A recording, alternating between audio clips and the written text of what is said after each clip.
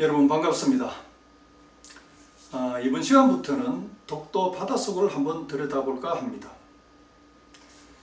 사람들은 바다에 무슨 담이 있는 것도 아니고 그 바다가 그 바다인데 독도 바다라고 해서 뭐 별다를 게 있겠나 그렇게 말을 합니다. 흔히들 그러죠. 아는 만큼 보인다고.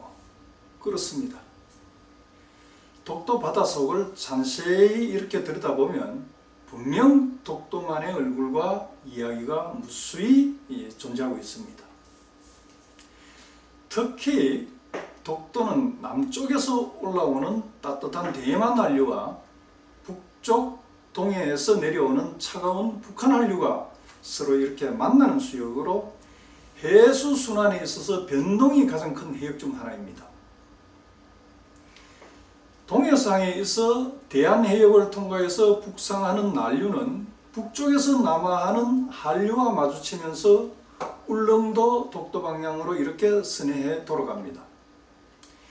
이때 동안 난류는 시해 방향으로 회전하면서 난수성 소용돌이를 이렇게 만들고요.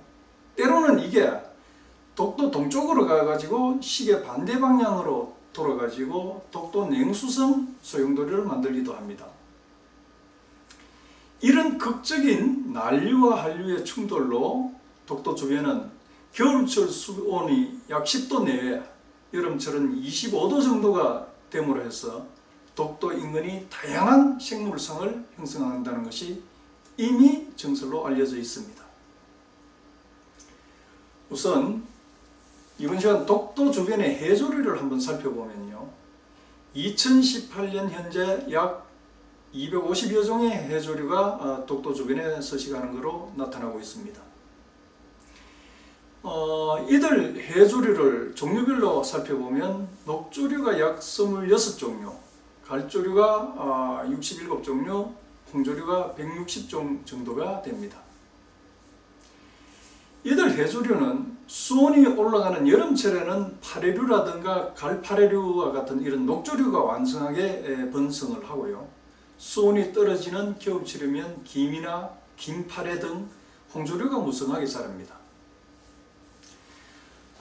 저는 독도 해조류라고 이렇게 말하면 우선 떠오르는 것이 독도 서도 앞바다를 빽빽이 메운 그 바닷말이 떠오릅니다. 아마 모자반 종류로 생각이 됩니다만 봄철이 되면 이 모자반이 서도 선착장 앞을 가득 이렇게 메워버립니다. 바닷물 위로 이렇게 시커멓게 떠 있죠. 저는 이 모자반이 모터보트 크류를 이렇게 휘감아 버려가지고 동서도 사이 바다에서 잠시 떠내려간 적이 있습니다. 파도에. 저는 그 짧은 시간이었지만 굉장히 무서웠고 마치 자연의 습격과도 같은 바닷말의 왕성함에 크게 놀랐습니다. 울릉도 사람들은 이제 봄철 이맘때가 되면은 무동력 선을 타고 바닷가로 나가가지고 바닷말 사이에 이렇게 살며시 손을 집어넣어 가지고 그곳에 알을 낳고 있는 꽁치를 가만히 건져 올립니다. 이렇게 잡은 이제 꽁치를 울릉도 사람들은 손꽁치라고 하는데 그게 이제 그물에 쌓이거나 이런 게 아니니까 횟감으로 싱싱하게 이렇게 회를 해먹고 있습니다. 우리는 지난번 19편 68 독도 조난 어민 위령비 편에서 독도 미역에 관해서 충분히 설명을 드렸습니다. 또 36편 김바위 편에서도 또 독도 김해에 관한 이야기를 말씀드렸습니다.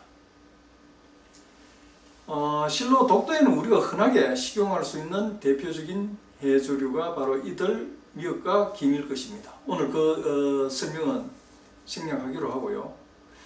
그러나 학자들이 독도에서 대표적인 특산 해조류라고 이렇게 꼽으라고 하면 대황과 감태라고 이렇게 말을 합니다.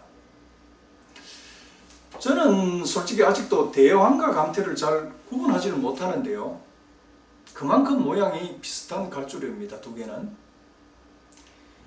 바닷가 사람들은 대왕과 감태를 구분하는 것은 감태는 줄기 부분이 일자 형태인데 비해 가지고 대왕은 Y자 형태로 이렇게 갈라진 줄기를 가지고 있다고 그렇게 알려졌습니다. 울릉도 사람들은 이를 두고 대왕을 가리켜 숫대왕이라고 이렇게 말하고 감태를 암대왕이라고 부르기도 합니다. 실로 이 대왕이라는 것은 육지 사람들한테는 좀 생소한 해조류인데 울릉도 사람들은 일찍부터 대왕을 구황식품으로 이렇게 먹었습니다. 옛날 살이 귀했던 시절에 육지 사람들이 무밥을 해 먹었죠. 그렇게 무밥을 해 먹듯이 울릉도 사람들은 이 대왕을 잘게 썰어 가지고 밥에 넣어서 불려 먹었습니다. 지금은 울릉도에서 대왕을 가지고 뜨거운 물에 데쳐가 살짝 데칩니다. 데쳐 가지고 젓갈 국물에 버무려 여름철에 밑반찬으로 이렇게 먹고 있습니다. 맛은 제가 먹어보니까 아마 다시마와 거의 비슷하지 않나 그렇게 생각이 들었습니다. 제가 앞에 편 독도곤충 깔따구 편에서 잠시 언급을 했지요. 이 대왕은 독도섬 얕은 바닷가에서도 마치 숲을 이루듯이 빽빽하게 이렇게 물이 지어서 자랍니다. 그러다 보니까 이제 큰 바람이 막 불어가 폭풍우가 몰아치면 이 대왕들이 갈갈이 찢겨 나와가지고 이 바닷가 해변으로 무더기로 밀려 나옵니다. 그렇게 이렇게 막 밀려 나와가고 크게 더미를 지어가지고 있으면 결국 이 대왕이 썩게 되죠. 대왕이 썩으면 이 고약한 냄새가 나는데 여기에 깔따구들이 연기처럼 내려앉아 있는 것을 볼 때 깔따구들은 분명히 여기서 번식하는 것이 아닌가 그렇게 생각이 되었습니다. 이렇게 깔따구한테 고생을 하고 천덕꾸러기와 같았던 이 대왕이 최근에는 항암물질이 많이 함유되어 있다고 알려져 있습니다. 그래가지고 그것을 추출해서 의약품으로 개발하는 연구가 한참 진행되고 있다고 합니다. 하루빨리 그 연구가 성과를 내가지고 암으로 고통받는 사람들에게 도움을 줄 수 있었으면 좋겠습니다. 그렇게 보면 옛사람들이 했던 말, 하늘이 낸 것 중에 쓰임새가 없는 것이 없다는 말 정말 실감하게 됩니다. 자, 오늘은 여기까지입니다. 감사합니다.